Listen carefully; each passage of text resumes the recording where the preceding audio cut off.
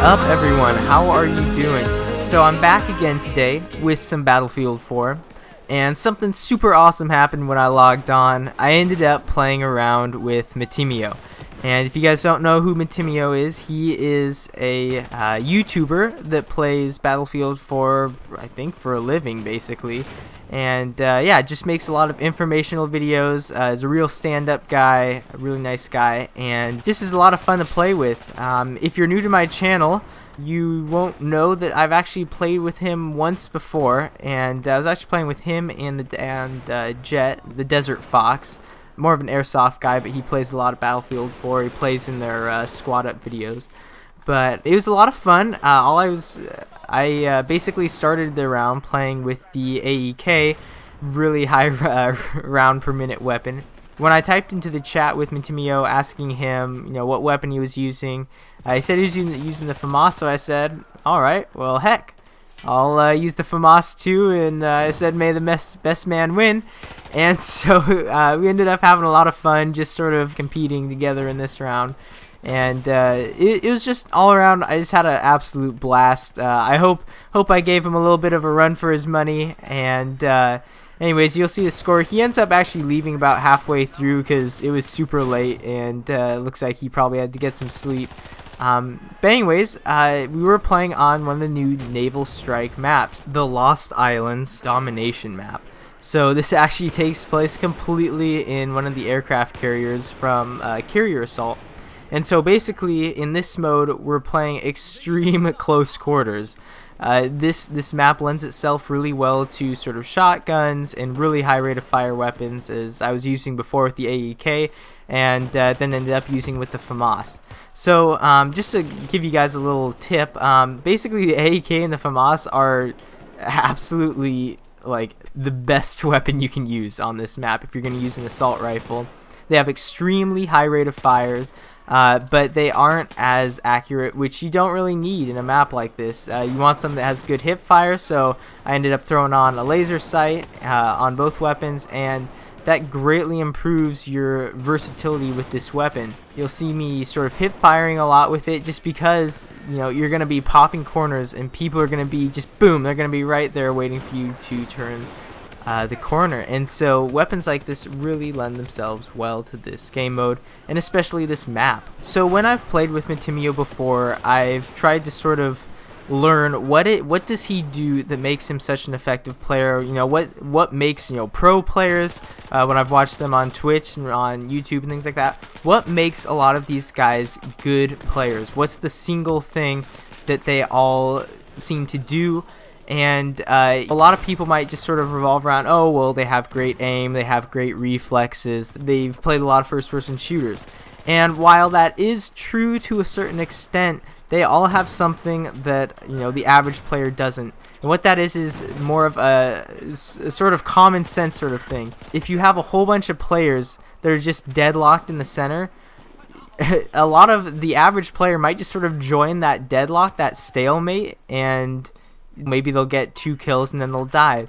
What the good players will do is they'll flank around, they'll come up. I think this thing that sort of discourages the average player from wanting to flank around is the fact that sometimes it means you won't get a kill for like maybe 50 seconds or so while you're rounding around. You're going all the way, you're taking the long way around the map. You're not going to get any kills there. So I think that might be something that discourages a lot of players from wanting to flank, even if they know that flanking might be a better option. They think, oh, well, if I just engage in this sort of stalemate that's in the middle of the map, maybe I'll pick off a few people and get more kills. But really, if you come around, if you see a lot of the kills I get in this, while there are some that are just reflex shots when you round a corner, a lot of it is coming up behind an enemy that's not expecting you to be there. You jump the gun, you know that they're going to be there, and therefore you get the kill. Maybe you'll get 5 kills or 3 kills or something like that. You'll end up getting a lot more kills in the long run, and you also sort of put the enemy team into this sort of state of anxiety, like, oh wow, are other people going to be coming from behind me? And so now you sort of split their ranks. Some of the enemies might be looking backwards, some of them might be looking forwards. Instead of all of them just engaging your team, maybe they're now engaging you're thinking that they're engaging someone that's behind them.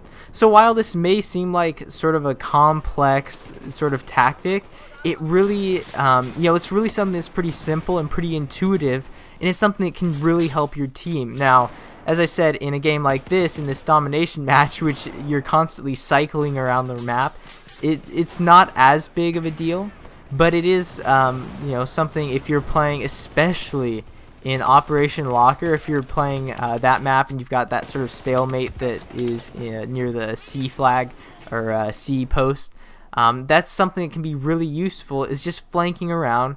And it's just something I don't really see enough, and I think if more players did that, they'd get on the level of Matimi0, Level Cap, all those guys that are pretty well known for having good map awareness and just being all around great players.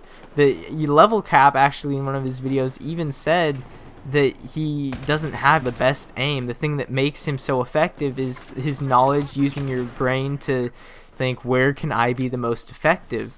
So if you find that you're not someone that has great aim, like I know I have decent aim, but I certainly am not on any level of pros. If I go on a Counter-Strike server, which I consider Counter-Strike to be one of the most difficult first-person shooters out there, possibly ever, I'll often do okay. I'm not bad at that game, but I certainly can't excel with the deagle and take out the entire enemy team using 5 bullets, each of those bullets hitting a headshot. I'm not that accurate, and most people aren't.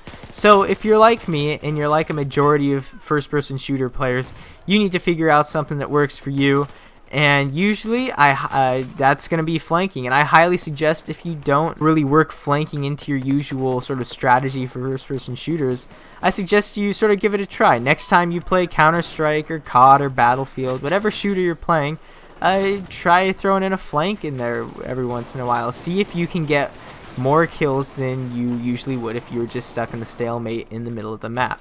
Anyways, I can just not emphasize how useful flanks are enough. I think they're just one of the bread and butter of a first-person shooter. If you don't know how to flank, then, to quote a famous show, you're gonna have a bad time.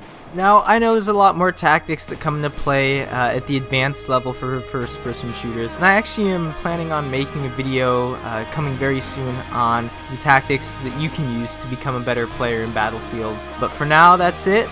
I've got some more videos coming out soon on the channel, so stay tuned for some of those, for some DayZ, Battlefield, all that good stuff.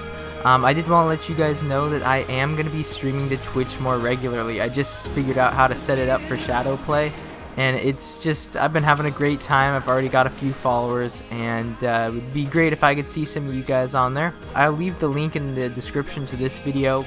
So anyways, that's it for today, guys. Just a short little video there, just to show you guys how much fun I was having. But anyways, I hope you guys enjoyed. Leave me a comment, rating, subscribe, all that good stuff if you want, and I'll see you guys next time.